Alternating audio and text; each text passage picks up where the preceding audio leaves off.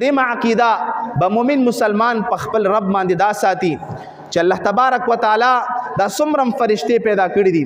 الله تبارک وتعالی درېمه شعبه د ایمان دا ده چې مؤمن مسلمان به دا عقیده ساتي چې الله تبارک وتعالی دا څه هم په دې دنیا کې پیدا کړي دي، دا څومره فرشتې دي، دا دنیا الله تبارک وتعالی په فرشتو باندې قائمه کړې ده، که ځمکه ده که اسمان دی. لکه ځینې فرشتې داسې دي چې الله تبارک وتعالی هغوی په دې امر باندې مقرر کړي دي چې هغوی د الله تبارک وتعالی د عرش دی چې کوم دی دا حاملین عرش دي، دا عرش یې قابو کړی دی.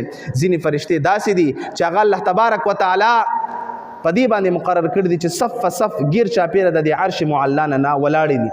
درېمې فرشتې داسې دي چې الله تبارک وتعالی هغه د عرش په دې طواف باندې ماموري کړي دي چې تاسو به د عرش نه څه کوئ، طواف پتې نه کوئ. ځینې فرشتې الله تبارک وتعالی د رحمت پیدا کړي دي، ځینې فرشتې الله تبارک وتعالی د زحمت لپاره پیدا کړي دي، ځینې فرشتې الله تبارک وتعالی په دې دنیا کې د هر انسان د نیک اعمال د لیکلو لپاره پیدا کړي دي، او ځینې فرشتې الله تبارک وتعالی داسې پیدا کړي دي چې په خپل حضور صلی الله علیه و آله وسلم باندې درود وایي، سلام پی وایي. نو داسې فرشتې مقرر دي چې کم انسان په خپل حضور باندې درود وایي نو هغه درود او سلام دوی لیکي او بیا حضور علیه السلام ته وړاندې کوي او پیش کوي ورته چې فلانکي د فلانکي علاقې فلانکي سړي په تا باندې درود او سلام ویل دي. او ځینې فرشتې الله تبارک وتعالی په دې دنیا کې داسې پیدا کړي دي چې هغه الله تبارک وتعالی په دې امر باندې ماموري کړي دي چې تاسو په دنیا کې ګرځئ. یو جماعت یو ټولې داسې دی لکه مشکات شریف دا حدیث ذکر کړی دی او دغه شان مسلم شریف کې دا حدیث ذکر دی چې الله تبارک وتعالی داسې یو جماعت د فرشتو پیدا کړی دی چې تاسو ګرځئ په دې دنیا کې چې په کم ځای کې کم خلق کم مجلس کې زما ذکر کیږي، زما یاد پکې کیږي، د الٰه العالمین ذکر کوي، نو تاسو هغه مجالس ته ځئ او په هغې کې ناسته کوئ او د هغې خبر ماته راوړئ. ټول وایي سبحان الله. الله تبارک وتعالی نو فرشتو نه دغه واقعه مسلم شریف کې اوږده ذکر ده.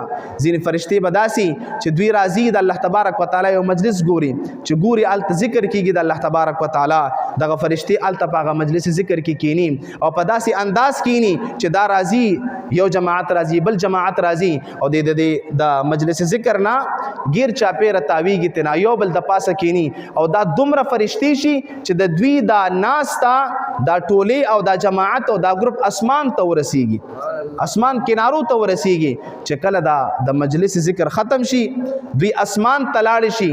الله تبارک وتعالی ته نه پوښتنه کوي چې تاسو چرته نه رالی، نو دا فرشتې ورته امر کوي چې الٰه مونږ خو داسې پلانکي کلي ته پلانکي ملک ته پلانکي علاقې ته تللي وو، هلته یو جماعت و هغوی ستا ذکر کو ته یادولې، ستا تسبیح یې ویلې، ستا تحلیل یې ویلې. الله تبارک وتعالی به ورته فرمایي، الله تبارک وتعالی فرمایي چې ما ته خو پته ده چې دا کم ځای کې دي څوک دی کم کسان دي، خو بیا هم د دوی نه تپوس کوي پوښتنه ترې کوي وایي دوی ما نه څه غوښتل، دوی چې دا ذکر کو د ذکر په اخره کې دوی زما نه څه سوال کو.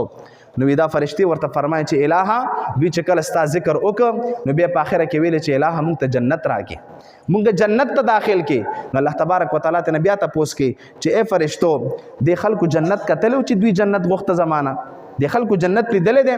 نو دا فرشتې به ورته سوال کوي چې الٰه موږ دغه خلکو خو جنت نه دی لیدلې، نه جنت کتلې دی نه څه بل څه ستا نشاني کتلې ده. خاوي دوی جنت هم نه دی کتلې، دوی که جنت کتلې وی نو دوی بیا څنګه ذکر کو؟ دا د جنت نه دی کتلې او دومره بهترین انداز سره زما ذکر کوي ما یادوي، دوی که جنت وویني نو بیا به زما څنګه ذکر کوي.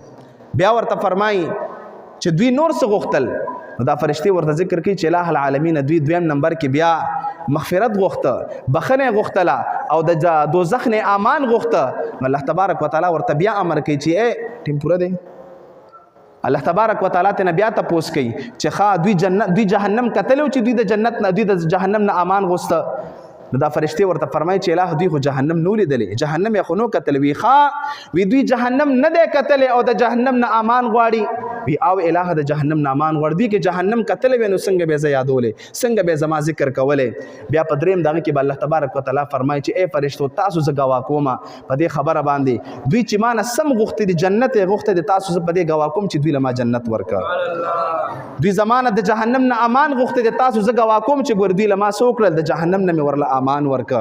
بیا به دا فرشتې ورته سوال کوي چې الٰه دا فرشتې دوی یو دا سوال کو چې دغه وخت کې دغه دوران کې یو کسو په دې لار باندې تیرېده، دا صحیح الفاظ د حدیث ته مسلم شریف کې ذکر دي. یو کس په دې لار باندې تیرېده، هغه وکتل چې په دې ځای کې یا په دې مجلس کې یا په دې جماعت کې خو ذکر کیږي د الله تبارک وتعالى څه شي کیږي؟ ذکر کیږي، تسبیح او تحلیل پکې ویل کیږي. نو هغه یو سړی ډیر ګناهګارو، ډیر خطاکارو، ډیر سیاکارو، هغه راغی په دې مجلس ذکر کې ورسره ناسته وکړله. الہ العالمین هغه چې دینو مغفرت دعا کوله، الله تبارک وتعالى ورته فرمایي چې لا یشقا بهم جلیسهم، یاد ساته دغه خطاکار او سیاکار ته ګوره ما عفو وکړه، هغه مم د دوی د دې مجلس لخاطره، د دې د ذاکرینو لخاطره مې هغه تم ګوره عفو وکړه، هغه مو بخله د مجلس ذکر. نو الله تبارک وتعالى داسې فرشتي پیدا کړې دي په دې دنیا کې. نو مؤمن مسلمان په دغه مخلوق باندې، په دغه ملائکه باندې به ایمان ساتي، عقیده به ساتي.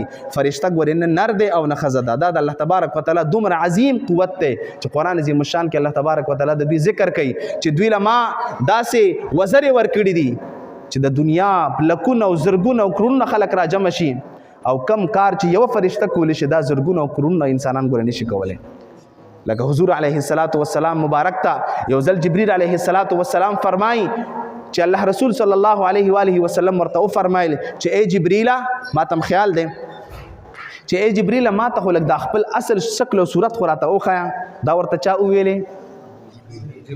دا ورته حضور علیه السلام وویل جبرئیل علیه السلام ته چې جبرئیل ما ته خپل اصل شکل او صورت راته وښیه. جبرئیل علیه السلام ورته وفرمایل چې اے د الله رسوله، زه تا ته د انسان په شکل کې راځم، دی به یو انسان په شکل کې راته د دحیه کلبی رضی الله تعالی عنہ په شکل کې، بس داغه په شکل درته راځم، ناستم درته وحی درته راوړم، ته زما په اصل شکل صورت باندې سکه.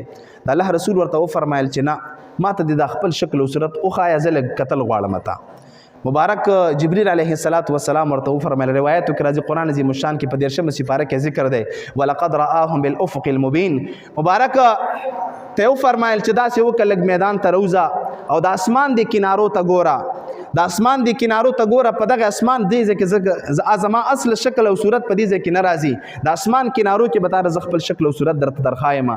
نو حضور علیه السلام مبارک چې کله بهر صحرا ته ووته، جبرئیل علیه السلام 600 وزر د رحمت دا کوله وکړي ښکارې. او روایتو کې راځي چې د خپې د اوم ځمکې سره لګېدی او سر مبارک د جبرئیل علیه السلام دا د عرش معلا د پیلرو سره لګېده، او دا تمام مشارق او مغارب، دا مشرق او مغرب جبرئیل علیه السلام په خپل وزرو کې راګیر کړه، داسې په خپل کنارو کې راګیر کړه. او قرآن د دې خبره تفصیل کړی دی چې د مبارک د دې وزرو نه دا سپینې او دا شنې ملغلرې داسې زنګېدې، دومره لوی مقام در الله تبارک وتعالی ورکړو. نو حضور علیه السلام چې دا منظر وکړ ډیر زیات خوشاله شو. او بیا روایتو کې راځي چې دل الله تبارک وتعالی دومره قوت ورکړو چې او یا کلی، او کله چې الله تبارک وتعالی ورته او فرمایل چې منډه کلار شه او قوم عاد دا تباک او هلاک کا. نو روایتو کې راځي چې دی راغې او یا کلی په یو وزر کې اوچت کړل. داسې چا اوچت کړل؟ جبرئیل علیه السلام او یا کلی په یو وزر کې اوچت کړل. او روایتو کې راځي چې اوچت کړل اسمان کنارو ته ورسول، او چې د اسمان کنارو ته ورسول روایتو کې راځي وي د دغه چرګو او دغه حیواناتو اوازونه بره فرشتو په اسمانونو کې وریدل، دومره دوی اوچت کړل او بیا دا غزه نه را خطا کړل. نو سوچ کوا او یا کلی اوچتول د نن سبا وخت کې چې دا څومره دهریان او دا څومره دا ایتیست او دا نیشنلیست او دا لیبرالزم او سیکولریزم او دا څومره خلک چې را پیدا شوي دي، دوی چې وایي چې بس دا ملحدین وایي چې بس دا هر څه بس په خپله باندې روان دي او په خپله باندې کېږي، دنیا په خپله روانه ده. وښایه داسې یو مثال کنه، وښایه داسې یو مثال وښایه نن ورشه نن هم په مصر کې د هغې خلکو آثار قدیمه پراته دي چې الله تبارک وتعالی په هغوی باندې ځمکې الټه کړي دي. نو الله تبارک وتعالی داسې یو مخلوق پیدا کړی دی چې هغې ته ویل کېږي ملایکه، په هغې باندې به ته ایمان ساتې، ته به پرې عقیده ساتې چې الله تبارک وتعالی داسې یو مخلوق پیدا کړی دی. وما علی الا البلاغ واخر دعوانا ان الحمد لله رب العالمین.